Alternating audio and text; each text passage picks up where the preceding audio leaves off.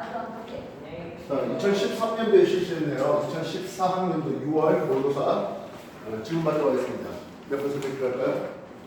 9번이랑 19번. 9번 문제, 19번. 9번하고 19번. 8번이요. 자, 한번 9번부터 볼게요. 8번. 9번, 그림 가는 화성암에서 관찰할 수 있는 전리를 나타냈습니다. 자, 일단 기본적으로 우리가 화성암이라고 하는 것을 크게 두 가지로 나눠볼 수 있습니다. 뭘로 나눌 수 있나요? 예, 신성암과 그리고 화산암이죠.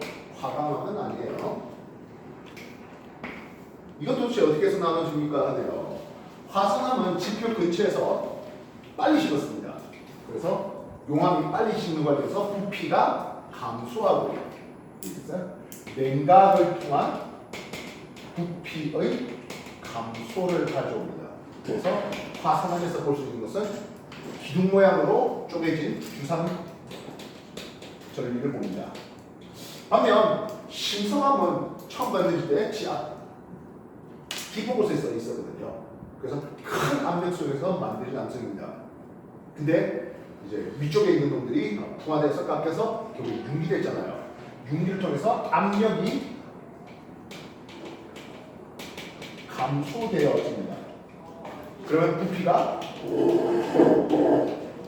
증가하게 됩니다.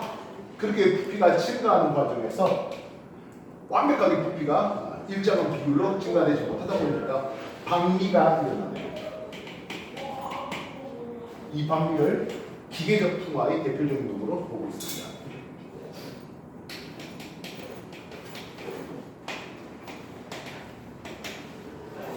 그리고 전리 형태가 되면 한 모양으로 한상 전리를 가져오게 되겠죠.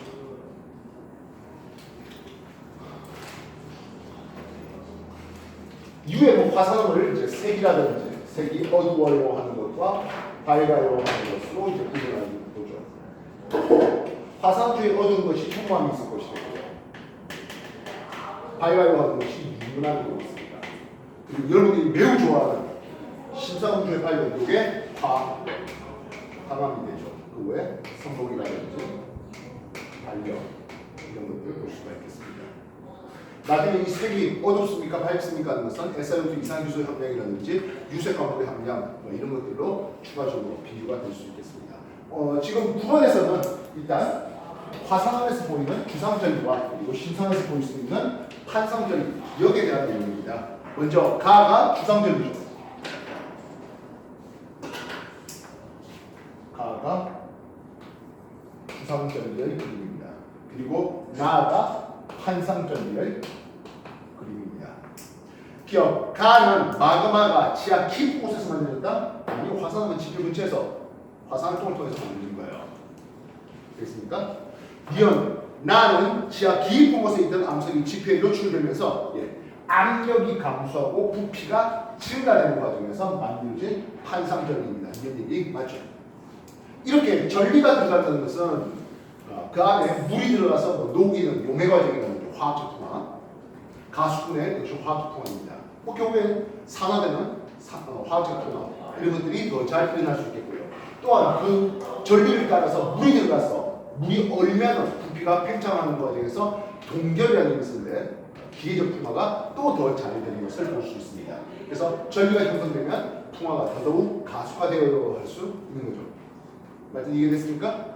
예, 9번 얘기해봤습니다. 19번 설명해달랬나요? 19번 얘기 넘어갑니다. 19번 태양과 지구에 대해서 그리고 금성 상대적인 위치를 나타냈습니다. 태양에 대해서 금성의 위치를 제시했네요. 여기에 지구가 있습니다. 금성의 위치 A입니다. 여기는 외합이라는 뜻이 있습니다. B가 되어 있네요. B는 동방 최대 이각의 위치가 됩니다. C는 내합이죠. 그리고 D 여기가 서방 최대 이각의 위치입니다. 금성의 공전 주기를 우리는 0.6년이라고 줬네요. T 금성 공전 주기 이름을 0.6년을 주었습니다. 이미 우리가 공부가 좀 됐겠지만 외합에서 동방 최대가 그리고 서방 내합으로는 비너스 동방에 있다고 하는 것은 태양보다 적격이 더 큰 쪽입니다. 태양보다 적격이 더 크기 때문에 얘는 해진 뒤에 서쪽 하늘에서 관측하는 게 비너스 동방의 금성입니다. 물론 내합에서 서방 최대각을 거쳐서 다시 외곽으로 비너스 서방이 있다는 것은 얘는 태양보다 적격이 작아서 먼저 뜬 놈입니다. 그래서 얘는 해 뜨기 전에 그리고 동쪽 하늘에서 우리는 관측이 가능하다고 했다고요. 이 패턴은 가장 중요한 부분이죠. 질문이 무엇입니까? 어느 날 새벽에 우리나라에서 금성을 발견했더니 최대 이각의 위치에 있어요. 최대 이각의 위치에 동방 최대 이각과 서방 최대 이각인데 새벽에 발견했잖아요. 그렇다면 지금 당장 금성 어디 있었다? 바로 뒤의 위치에 있었습니다. 이해됐습니까? 그래서 새벽에 봤다. 그 말은 해 뜨기 전에 동쪽 하늘에 있는 금성을 봤다는 거죠. 이날 금성을 위상으로 했습니다. 서방 최대역은 하늘과 같은 위상입니다. 동방 최대역이 상현과 같은 위상이어야 하겠습니다. 다음날 금성의 시직경은 이날보다 작아집니까 했어요. 예, 서방에 있다면서 어쨌든 지구로부터 계속해서 멀어집니다. 시직경이 지속적으로 감소되어야 하겠죠. 이해됐습니까? 예전도 한번 그랬지만 굉장히 중요한 그림이죠. 이 각의 그림을 시간으로 준비시켜 볼 수 있겠습니다. 이런 그림이 그려진다 했죠. 여기가 동방의 이각과 서방의 이각으로 소개됩니다. 그래서 여기가 동방 최대가 B, 내합 C, 그리고 서방 최대가 D, 그리고 다시 원래 외합 A죠. 알겠습니까? 그래서 위상을 보면 비너스 1, 2 보름달 위상이었다가 비너스 3 상현 위상, 비너스 4 초선 위상, 비너스 5 금음 위상, 비너스 6 하현 위상, 7, 8 더 작은 보름 위상 이렇게 그렸습니다. 내가 앵간하면 동방은 어떻게 된다고? 붉은색으로, 서방은 파란색으로 쓰려고 노력한다 했죠. 왜 됐나? 그래서 이 그림에다가 플러스 알파 더한다면 시직경과 그리고 파이의 변화를 생각해 봤습니다.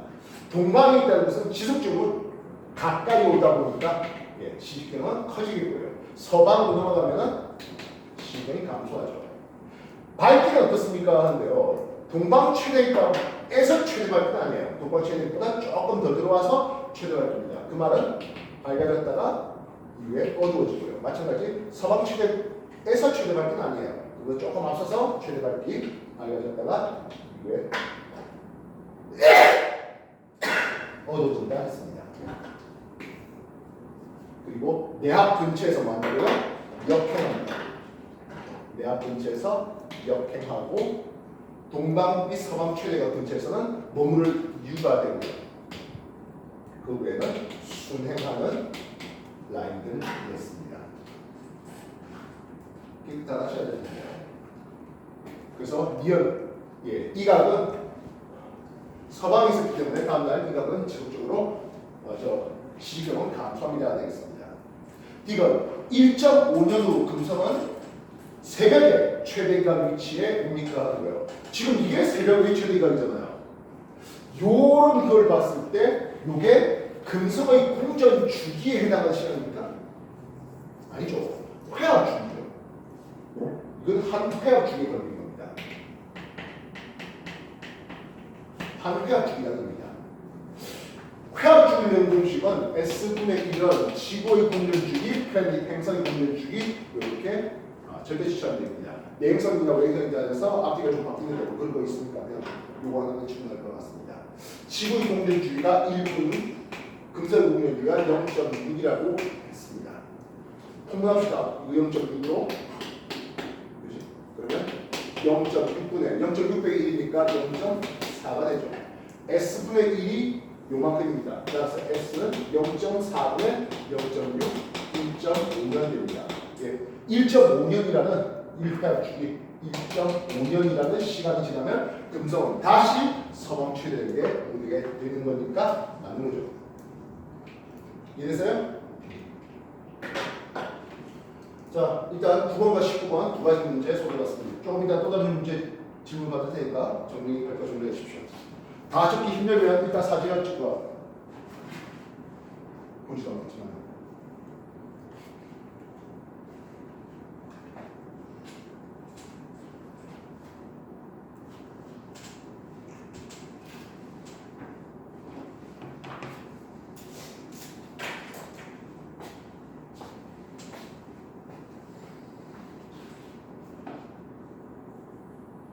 못 없어요?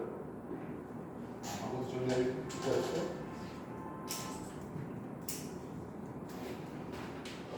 자, 또 다른 질문 뭐 해볼까요? 8번 문제요.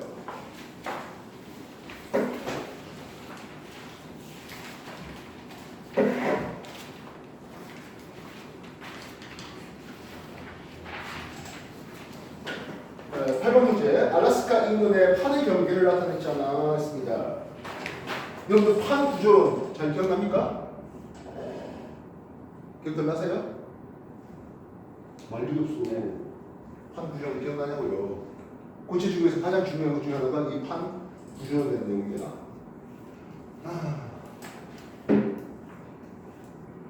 자, 우리가 판 구조를 하기에 판 구조 뭐 간단하게 한번 설명을 해보겠는데요. 지금 중학교 2학년 학생들이 판 구조를 지금 진도 나가고 있는 겁니다. 뭐 좀 더 세밀한 공부가 더 필요하다면 선생님 수업 유튜브 타고 들어가면 중학교 2학년 최근에 판 구조를 설명한 게 있으니까 볼 수 있도록 하십시오. 알겠습니까? 우리가 지구 표면이 10여 개의 크고 작은 판으로 구성되면서 그 판들이 모이고 벌어지고 또는 빗겨나가는 과정에서 각종 지진 변동, 즉 지진이라든지 화산, 경우에 따라서 단층 이런 것들이 생기는 이유를 설명한 게 판 구조로 되고 있습니다. 이 판들이 서로 양쪽으로 벌어진다고 합니다. 양쪽으로 벌어진다? 발상경계죠. 이 발상경계가 되기 위해서는 멘틀되는 상상한 곳에 있어야 되겠습니다. 그래서 실제로 이 땅이 그냥 이렇게 벌어지는 게 아니라 들려 올라가는 게 벌어나갑니다. 그래서 그림은 이런 그림이 나오게 됩니다. 땅이 들려 올라간 뒤에 퍼져나가는 과정이 발상 과정입니다. 근데 이런 놈들이요 주로 물 속에 있어요. 다시 말하면 해저 산맥을 이루고 있습니다. 그래서 이 부분을 우리는 해력이라고 부르고요. 이 V자 모양의 골짜기를 열지어져 있다 해서 열곡 이렇게 씁니다. 골짜기 곡자입니다. 이해됐어요? 그래서 대표적인 얘가 대서양 중앙해력, 태평양에는 동태평양 해력 이런 것들이 있겠죠. 물속에 있다 보니까 이게 깊이가요 대략 한 2,000m, 2km 정도 됩니다. 여기는 한 4,000m, 4km 정도 되고요. 그래서 육지에서 이렇게 땅이 달라진 곳이 없습니까 하면 동아프리카 열곡대, 케냐, 에티오피아 이런 쪽에 동아프리카가 찢어지고 있는 과정을 보게 되겠습니다. 또한 대서양 중앙해변 위에 화산섬 나라가 있는데요. 아이슬란드입니다. 그래서 아이슬란드의 서쪽은 북아메리카판, 아이슬란드의 동쪽은 유라시판, 그래서 두 판이 찢어지고 있는 과정이 되겠다. 이해됐습니까?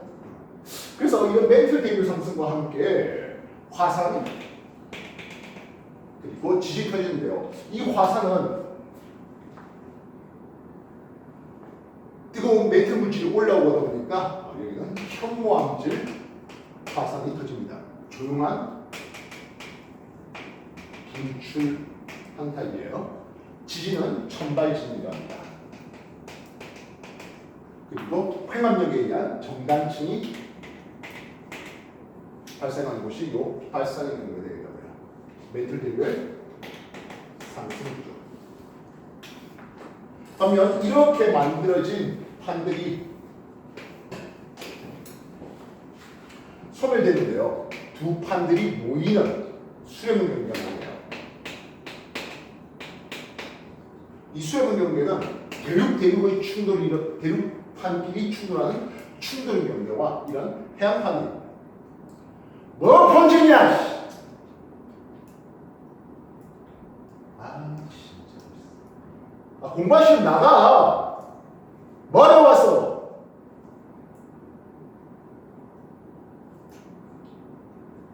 야, 씨. 현장감 쩐다, 씨.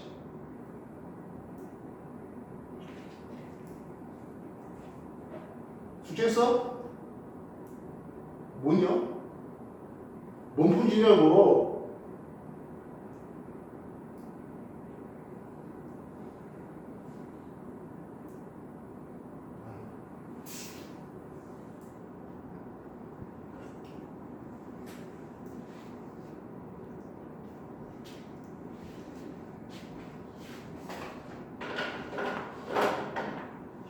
문제 보죠.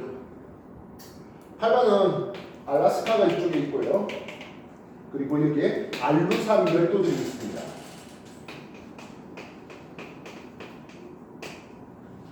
여기에 판의 경계가 주어지는데요. 여기 판의 경계가 알루산 해구 있는 쪽입니다.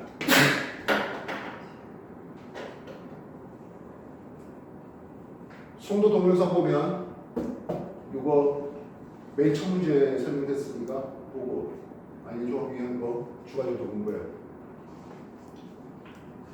그래서 알루산 해구 이쪽이 태평양판, 이 해안판이 북아메리카판 대륙판 쪽으로 섭입에 들어옵니다. 보통 섭입의 기호를 이렇게 표시를 하는데요. 이게 섭입의 방향을 나타냅니다. 알루산 해구 근처에서 천발 지진이, 중발 지진이, 신발 지진이 이렇게 일어납니다. 이런 것과 같이 천발 지진, 중발 지진, 신발 지진이 일어납니다. 이런 것을 우리는 베니오프다 라고 불러주고 있습니다. 그리고 여기에 맞춰서 화산섬들이 터지는데요. 호상열도, 알루산 열도, 이게 호상열도입니다. 그래서 알루산 해구와 나란하게 호상 열도가 만드는 게 이게 알루산 열도예요. 판의 경계에 따라서 열국대가 형성됩니다. 아니요, 해구가 형성되는 거죠. 해구죠. 열국은 발상경제 쪽에서 얘기하는 거예요. 두 번째, 판의 밀도는 북아메리카판이 작죠. 북아메리카판이 작습니다. 밀도가 작은 판에서 신발지진, 밀도가 작은 판에서 화산 패턴이에요. 이 지역에서 진앙이 됐습니다. 지진이 일어나는 바로 위 지면을 진앙이라는데, 보다시피 밀도가 작은 판 쪽에서 다들 지진이라고, 진앙들은 다 밀도가 작은 판 쪽에 있습니다. 북아메리카판 쪽에 있습니다. 그래서 태평양판보다 북아메리카판에 진앙이 더 많이 존재하는 데가 옳다고요.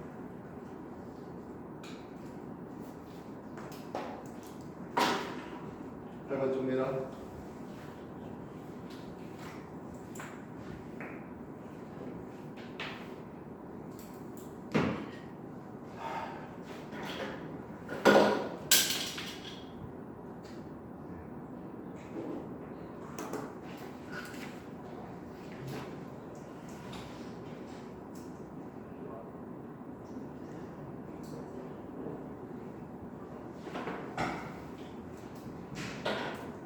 또 다른 문제 가지고 있나?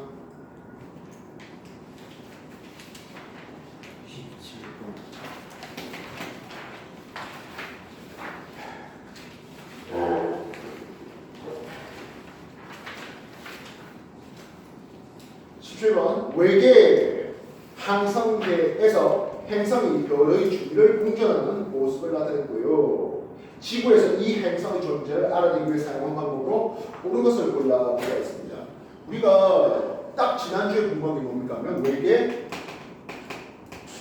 행성이 있는지에 대한 직접적인 방법과 간접적인 방법을 소개드려요. 직접적인 방법으로 할 수 있는 것은 그렇게 흔하지 않다 했습니다. 간접적인 방법이 그나마 좀 해봤는데요. 행성이 있을 중심별의 스펙트럼 변화, 즉 시선 속도라는 게 있습니다. 맞죠? 시선 속도가 플러스다 하는 것이 적색 편이, 시선 속도가 마이너스다 하는 게 청색 편이. 그래서 적색 편이와 청색 편이가 뭐하면 반복되고 있으면 하는 거예요. 중심별이 행성이 이렇게 지나가면서 중심별을 흔들어 놓는 거죠. 그래서 중심별이 지구부터 멀어졌다 하는 적색 편이, 가까웠다 하는 청색 편이가 반복되는 것. 이걸 우리가 확인해 볼 수가 있겠습니다. 스펙트럼 변화, 시선 속도를 보는 겁니다. 또한 중심별의 밝기를 볼 수 있는데요. 딱 행성이 중심별 앞을 쓱 지나가면서 중심별 밝기를 살짝 어둡게 만들어줄 수 있죠. 요거는 우리가 식현상이라는 의미를 씁니다. 이 식현상은 중심별의 밝기가 규칙적으로 이렇게 어두워지는 이런 것들을 얘기하는 거죠. 그래서 요게 공전 주기, 요놈도 역시 마찬가지 공전 주기를 생각해 볼 수 있습니다. 마지막 하나 더 방법이 미세 중경 렌즈 현상이라는 거죠.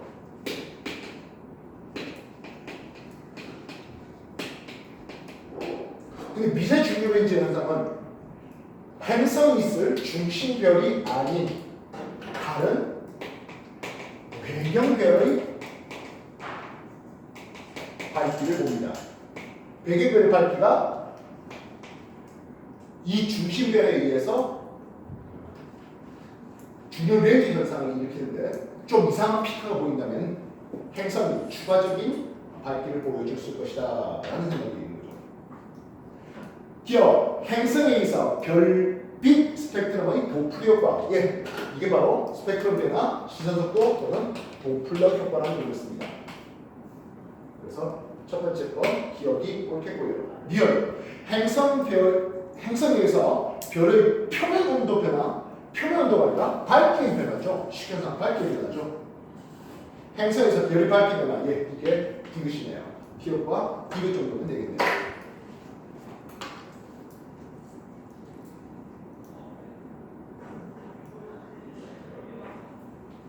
추가적으로 이때 굉장히 중요한 얘기를 했는데요. 뭡니까 하면 별이 다시 행성이 별 앞을 쓱 가리는 식현상 이후에 4분의 1축이는 별이 다가오되었습니다. 식현상 이후에 4분의 1축 이후에 별이 다가오는, 그러다 보면 이제 청색편이 되는데요. 그래서 여기가 식현상이 있고 청색편의 최대치가 나올 수 있겠죠. 식현상 이후에 4분의 1축 이후에 청색편이 됩니다. 식현상 이후에 4분의 1축은 청색편이 되겠습니다. 알겠습니까? 여기도 마찬가지죠. 식현상 이후에 여기가 청색 편의를 볼 수가 있겠습니다. 식현상 이후에 4분의 1축 이후에 청색편이 최대치로 보면 알겠습니까? 17번 외계에서 감사 달려왔습니다. 달려주면 20번 문제요.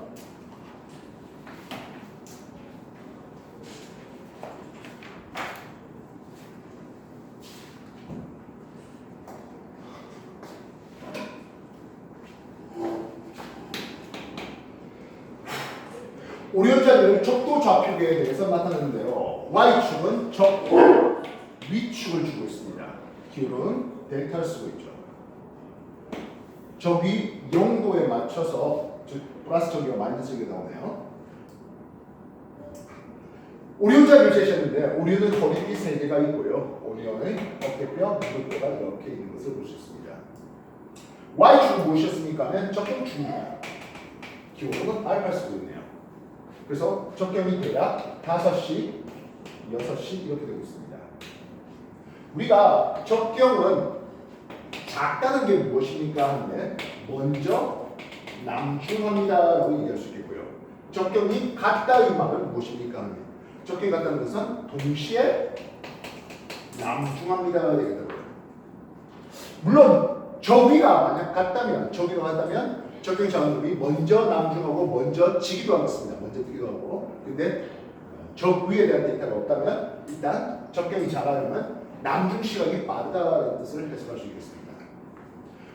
적경이 같은 별들은 동시 남중한데요. 이걸 나중에 같은 시간권이 동일하다 이렇게 소개되고 있습니다. 그러면 저기는 어디에 쓰입니까 하면 저기는 기본적으로 남중 고도할 때 쓰이는데요. 남중 고도 H는 90- 위도의 그 지방의 위도의 델타 저기가 더해지는 것을 볼 수 있습니다. 그래서 저기가 크다 의미는 무엇입니까 하면 결국엔 남중 고도가 높고요. 남중 고도가 높으니까 지면에 떠 있는 시간도 길겠고요. 경우에 따라서는 저기가 너무 커버린 경우에는 북극성 근처에 있다 보니까 아예 지지 않을 중극성이 될 확률도 높습니다. 저기가 크다 의미입니다. 그럼 저기가 같다 의미는 무엇입니까 하네요. 저기가 같다는 것은 남중 고도가 같습니다. 이거는 일주권이 동일하다 되겠다고요. 저기가 같은 별들은 동일한 일주권을 공유하게 되겠습니다. 추가적으로 여기에 황도가 쓰여지는데요. 6시 방향 황도가 제일 높겠죠. 여기가 하지점 되는 것을 볼 수 있습니다.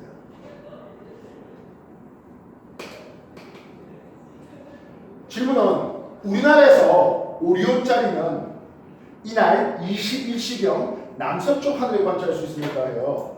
자, 우리가 이런 적도 좌표기 문제 나오면 항상 해야 될 2개의 십자선이 있습니다. 첫 번째 십자선은 적경을 적은 십자선이 되는데요. 0시, 6시, 12시, 18시 적혔습니다. 어느 날 했습니까 하면 춘분날 했습니다. 1번 춘분날.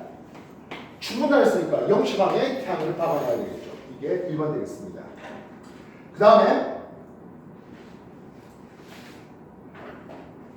21시 밤 9시 바랍니다.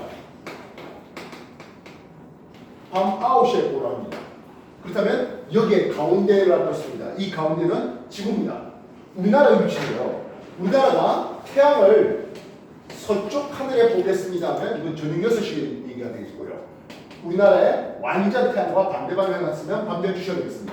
다시 한번 볼까요? 밤 9시는 우리나라는 이렇게 잡아낼 수 있겠죠. 그래서 남쪽 방향 이렇게 잡을 수 있겠네요. 뭐 얼마든지 동쪽 방향과 서쪽 방향도 제시할 수 있습니다.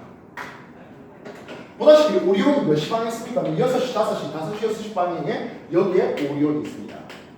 따라서 춘분날 밤 9시라고 한다면 서쪽, 남쪽, 남서쪽 하늘에서 우리는 오리온을 볼 수가 있죠.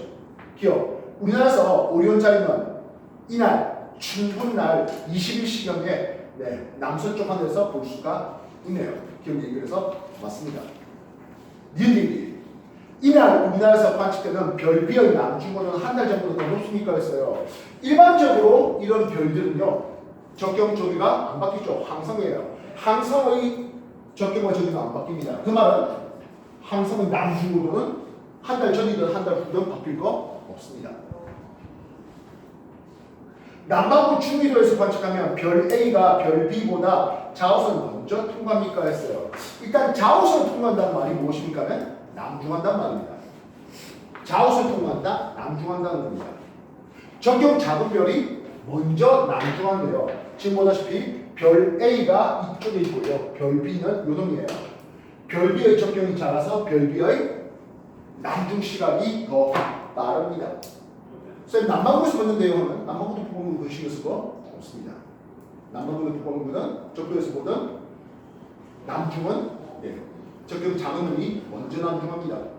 B가 먼저 남중했습니다. 남반구는 북반구도 신경 쓸 거 없습니다. 알겠나요?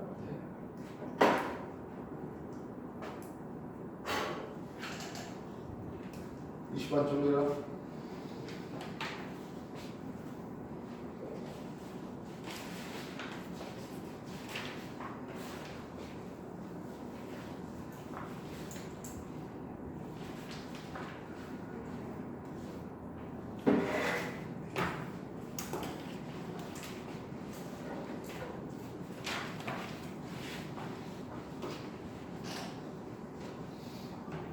잠시만.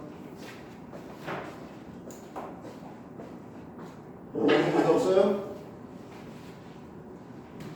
15번에 15번.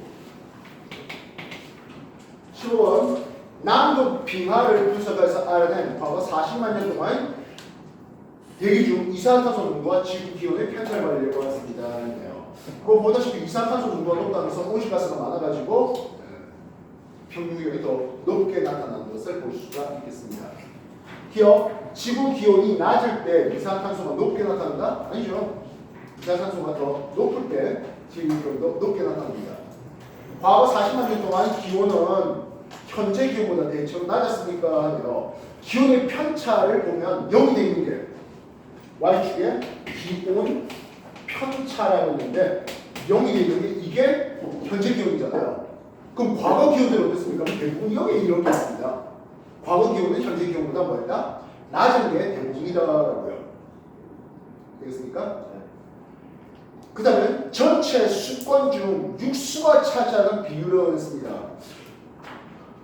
기온이 낮다는 것은 빙하가 많이 만들어졌겠죠. 육수, 빙하의 비율이 높았다고 되어 있죠. 3만 년 전이면 지금보다 추웠죠. 그럼 빙하가 더 많았겠네요. 육지에 물이 좀 더 많았다고 할 수 있겠죠. 맞아 알겠습니까?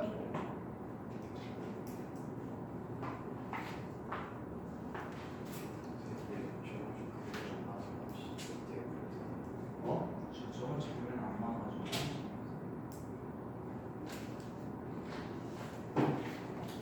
자, 됩니다.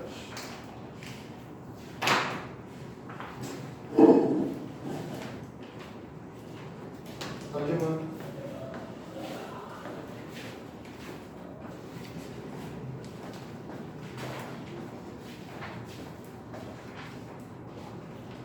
더 없어요? 자, 그러면 9월로 넘어갑시다.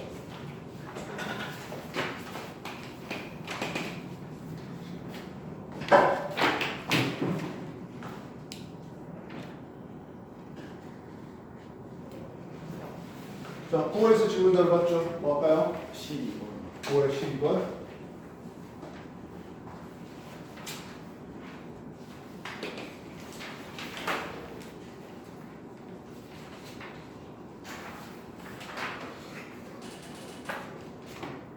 이것도 파생적 문제잖아. 어? 당신네 지금 파생 경기에 특히 수렴의 섭입 경기에 설명이 개판났잖아.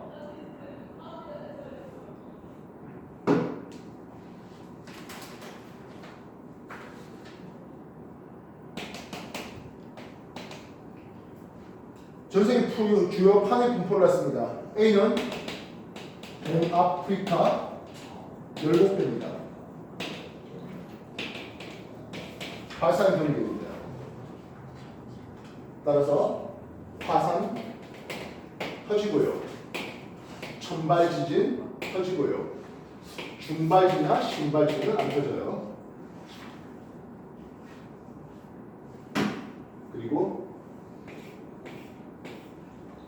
발산 경계다 보니까 새로운 판의 생성을 가져올 수 있겠고요.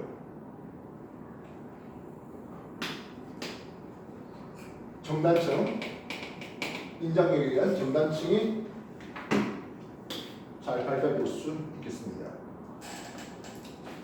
B는 일본 해구와 나라는 일본 열도죠. 수렴의 경계, 특히 섭입형 경계입니다. 화산 터지고요. 선발, 중발, 신발 지금 다 일어나고요. 기존 해양판의 소멸을 가죠.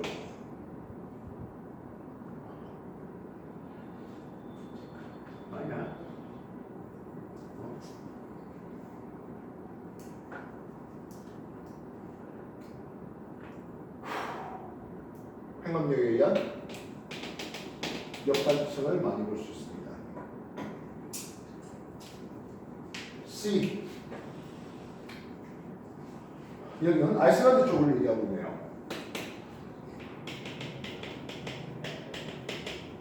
아이슬란드가 대서양 중앙 해령기에 있는 곳이에요.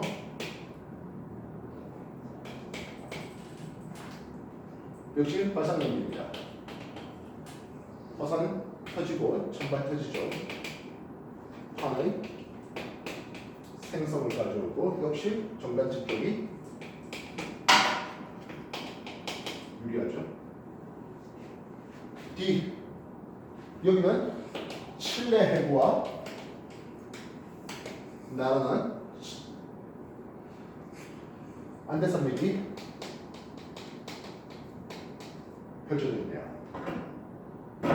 안데산맥은 북산맥입니다. 여기도 서비변경입니다. 화산 터지고 천발, 중발, 신발 다 일어납니다. 판의 소멸을 가져오며 역단층이 벌어질 것을 볼 수 있습니다. 그래서 기본적으로 판의 경기다 보니까 지진은 활발하게 일어나는데요. A하고 C를 물었습니다. A하고 C는 천발층만 일어납니다. 그래서 신발층이 활발하게 일어난다? 아니죠. 신발층이 일어나려면 섭입의 분류가 되어야 합니다. 수능 경기 중에서 섭입의 분류에서 합니다. B 나오겠습니다. 일본 해군에요. 여기는 멘트대교의 하강도예요. 인접한 두 판의 밀도 차는 D에서 작다? 이렇게 수렴한 경계가 되고 있습니다. 이거는 밀도 차가 크니까 밀도가 큰 해안판이 밀도가 작은 대륙판 밑으로 섭입하는 과정에서 밀도 차가 크니까 됩니다. 크다 해야 돼요. 작다가 아니라 크다 해야 됩니다.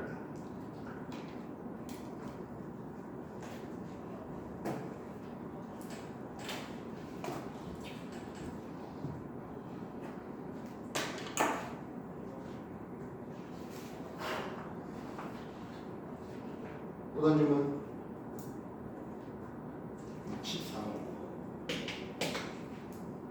14번 정체전선과 태풍이 발달한 우리나라 주변 지역의 적외선 영상인데요 해놨습니다. 정체전선, 기억에 이제 태풍하고 있을 정체전선이면 장마전선 얘기하겠죠. 그래서 우리나라 전체에 비구름이 이렇게 펼쳐져 있네요. 그렇다면 정체전선 어디에 있습니까 하면 이 아래쪽 라인 따라 정체전선, 장마전선이 있습니다. 위쪽에 찬 5호 측회 기단과 상대적으로 뜨거운 북태평양 기단이 서로 힘겨루가네요. 그래서 온난전선의 앞쪽에서 구름, 한랭전선의 뒤쪽에서 구름. 그래서 구름이 있는 영역의 아래쪽이 장마전선, 정체전선이 있는 위치입니다. 만약 1기도에서 정체전선을 그렸다면, 정체전선, 장마전선을 그렸다면 그 장마전선의 북쪽에 구름 영역을 또는 강수 영역을 보아야 하겠습니다. 근데 이 밑에 뭐가 있습니까? 태풍이네요. 기본적으로 태풍은 열대 저기압이에요.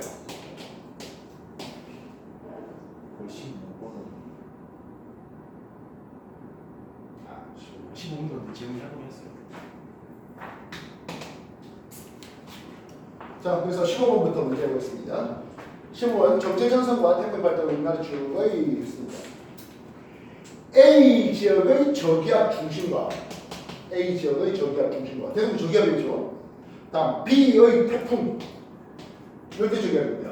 기본적으로 저기압은 중심에서 상승기류가 있는 거죠. 이은 정체전선은 A 지역의 구름 북쪽 경계에 있다? 아니죠. 남쪽 경계에 있겠습니다. C 지역은 북태평양 기단이 발달되어 있으니까 그런데 정체전선의 아래쪽에 C가 되고 있습니다. 예, 그렇다면 뜨거운 북태평양 기단이 있는 쪽입니다. 됐나? 좀 해라.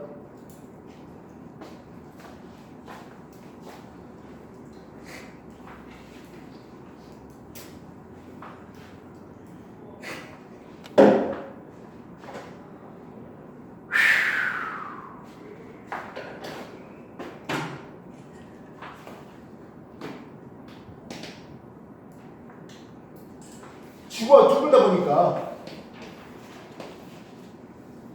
조이도 쪽은 에너지가 과잉되고 고위도 쪽은 에너지가 부족한데요. 그렇게 해서 그것을 해소하기 위한 대기 대순환이 일어납니다. 지구가 자전하지 않았다면 조이도 쪽에서 상상 공기가 그대로 그까지 올라갔을 텐데 지구 자전 때문에 세 개의 큰 영역으로 나눠지네요. 조이도 쪽의 상상 공기가 위도 30도 인근에서 하강하는 해저리 순환을 봅니다. 극지방에서 차가운 공기가 위도 60도 인근에서 상승해서 이런 극순환을 이룹니다. 해저리 순환과 극순환은 열에 의한 직접 순환이라는 이름을 써요.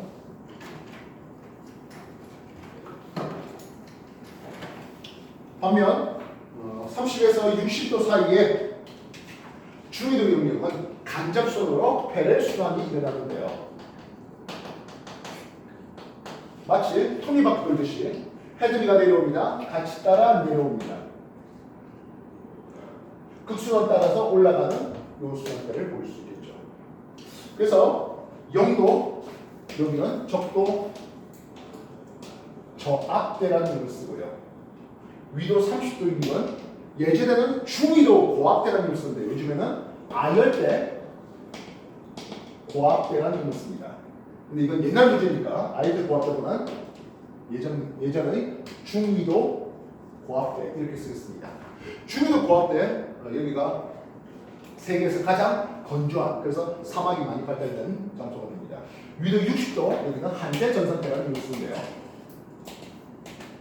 상승 공기가 있다 보니까 여기가 온대 저기압이 발생하는 지역이 되고 있습니다.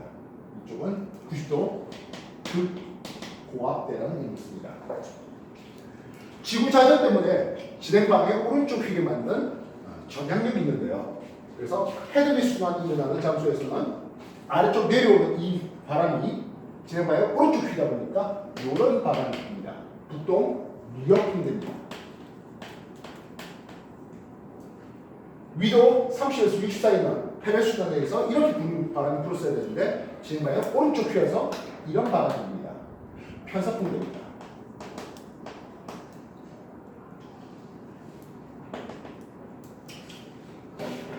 이쪽에서는 극동풍이 붑니다. 이런 바람이 불기 때문에 이 바람 때문에 해류가 움직입니다. 원래 해류 움직임에 대해서는 전향력뿐만 아니라 수압 경도력이라든지 이런 것들을 다 고려해야 됩니다만 그건 지구와 투에 가서 배우시면 되겠고요.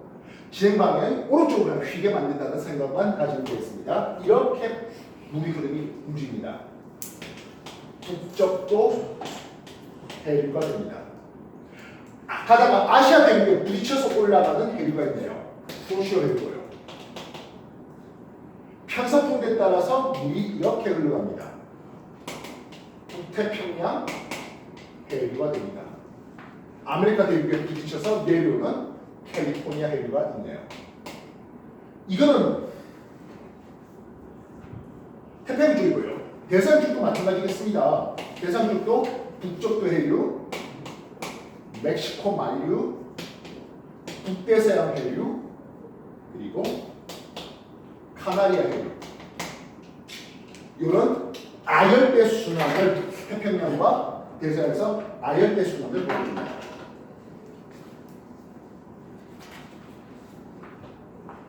A가 북태평양 해류, B가 북쪽도 해류, C는 멕시코 만류, D가 카나리아 해류 이렇게 쓰고 있습니다.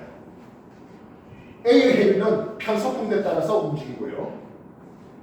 B의 해류는 무역풍대에 따라서 움직입니다. 이건 고위도로 열수송이야. C가 저위도에서 고위도로 올라가는 열수송하는 거죠. 반면 D가 오히려 내려오는 한류예요. D에는 북대서양 해류,